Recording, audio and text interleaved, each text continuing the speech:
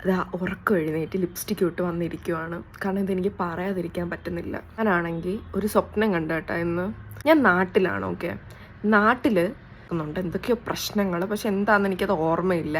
പക്ഷെ ഒരു കാര്യം എനിക്കിപ്പോൾ കട്ട് ആൻഡ് ക്ലിയർ ആയിട്ട് ഓർമ്മയുണ്ട്. എന്താണെന്ന് വെച്ച് കഴിഞ്ഞാൽ, ഞങ്ങളെ വീട്ടിൽ വാഷിംഗ് മെഷീൻ ഇരിക്കുന്ന ഒരു ഏരിയ ഉണ്ട്. ഓക്കെ, അവിടെ തുണി കഴുകാനായിട്ട് അമ്മ ഇട്ടിരുന്നു. അപ്പം ഞാനൊന്നും വീട്ടിൽ ചെയ്യാറില്ല.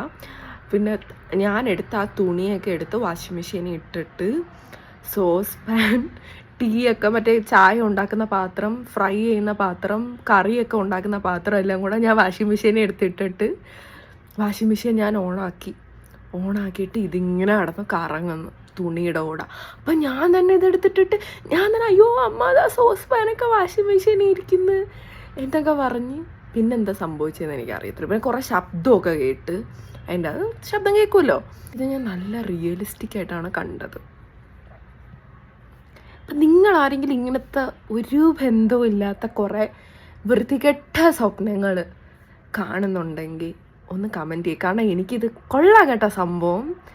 വല്ല ലോട്ടറി അടിക്കുന്ന പോലത്തെ വല്ല സ്വപ്നം കണ്ടിരുന്നെങ്കിൽ സമാധാനമെങ്കിലും ഉണ്ടായിരുന്നേനെ. ഇതെന്തോ ഒരു